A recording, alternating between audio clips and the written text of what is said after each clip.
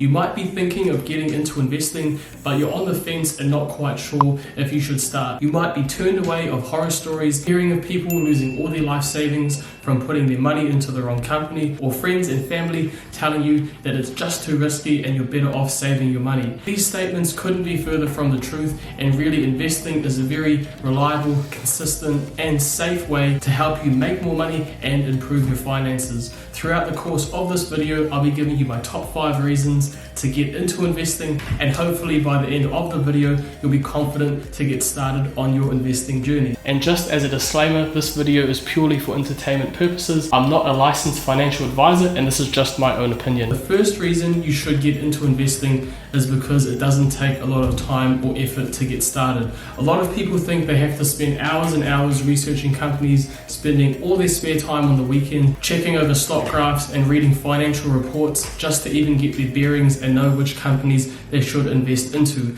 That is absolutely not the case, and investing can be done with little to no effort, but it depends on where you're wanting to put your money. When it comes to the stock market, there's 2 main options for you to choose from. There's either ETFs or individual companies. So with ETFs, these are just exchange traded funds, and these are essentially an investment vehicle that will have a particular goal in the stock market. So you might have ones that might track a certain sector of the market, like healthcare or technology, but the most recognizable are ETFs that will track the overall performance of a particular country's stock market. So in Australia, you've got the ASX 200, in New Zealand is the NZ Top 50, but most notably in America, there is the S&P 500, which is the top 500 biggest publicly traded companies in America. Think of brands like Microsoft, Google, and Amazon all piled together into one investment that gives you access to some of the biggest companies in the world. If you put your money in here, you have a portion spread out amongst all 500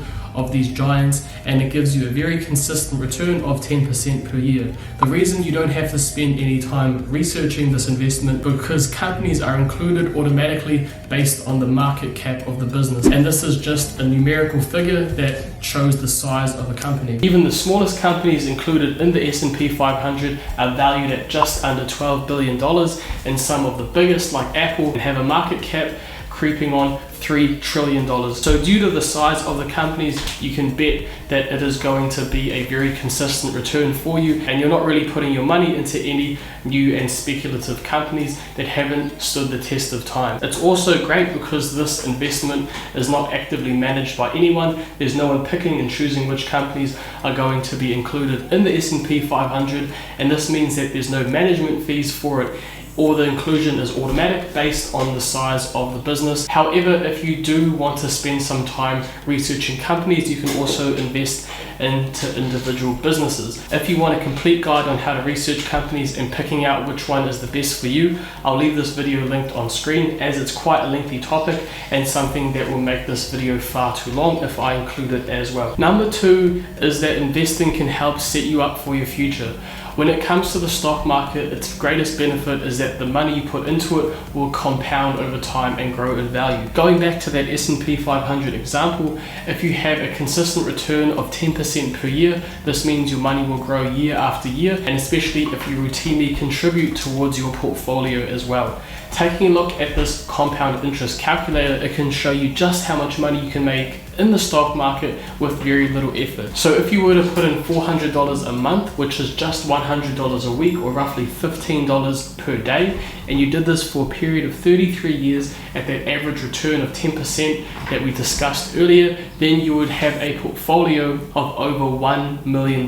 This return is huge and something that can be done easily by anyone, assuming you have that $100 a week spare to put into the stock market, and it doesn't require any insider knowledge or hours of research or any technical analysis. It's all a very set and forget strategy that purely relies on you consistently dollar cost averaging or consistently putting your money into the market, no matter if it's going up or down. You're just adding in routinely, for better or for worse, no matter what the stock market is currently doing. This can be massive and really set you up for your future and help you out with your retirement as well. Number 3 is that investing is accessible to everyone. You don't have to have your own personal broker or any insider knowledge on the stock market to get started. Thanks to the internet, there's lots of free brokerage websites that you can sign up to, and they vary based on which country you're in.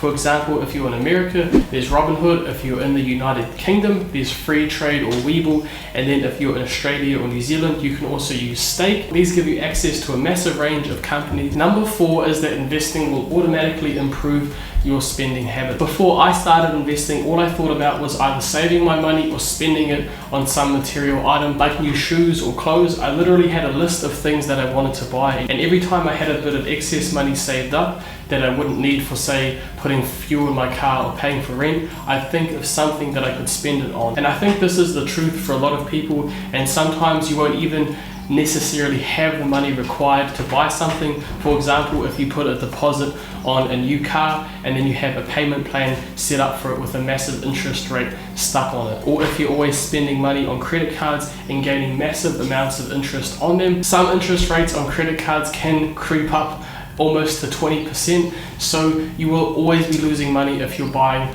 stuff that you can't actually afford and you're just financing it with either a credit card or a payment plan. So once you start investing, instead of just wanting to buy things with your money, you'll think about how you can use it more productively and use the income that you have to generate more money for yourself by investing it. It'll feel a lot better to see a few extra zeros in your bank account or make a greater return on your investment than just having some new shoes and clothes that you'll just get sick of within the next few months. You don't really hold on to that sort of stuff, or if you look at all the worthless things that you've bought over time, and if you could just convert that back into money and have it invested in the stock market, you'd be in a much better position financially. So it's something that I've really noticed has changed my spending habits and really improved how I am with my money, because it gives you a reason to hold on to it. Once you've paid for your living expenses, it can be pretty easy to think that you can just spend the rest of that money, and the idea of saving up for a house can be quite challenging, especially with how much income you actually have to accumulate to put down a deposit to purchase a house. So aside from the idea of buying a house,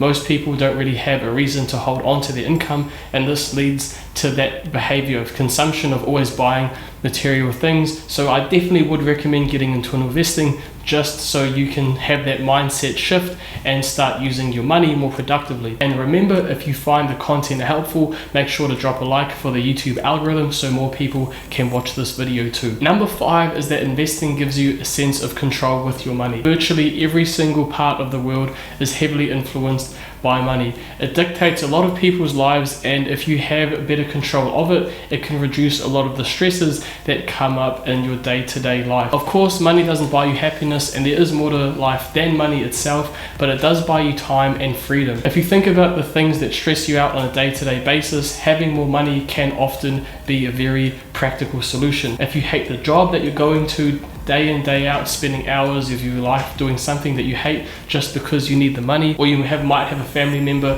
that's getting a bit older and they can't be looked after at home and they need to have private hospital or medical care, but you can't quite afford it. Again, having more money would be helpful to help alleviate some of that stress. Or you might be having a tough time paying off your mortgage, or you feel like you're not really progressing in life because you're not holding on to any of your money and you're just spending it. Again, having another source of income that's not just your regular day-to-day job can give you a great sense of freedom and really help build that independence. It's helped me feel a lot more confident in the path that I'm taking with my life now that I've started with investing, because there's other ways that I can generate income for myself, and it's helped me achieve a lot of things that I wouldn't necessarily have had if I'd never gotten into investing in the stock market. If you're still on the fence and wanting to get a bit more context on how to get started with stock market investing in terms of which brokerage websites you should pick, or companies are best to invest into, and some common investing mistakes to avoid, then check out this video if you want to get my complete guide on investing in the stock market that will help you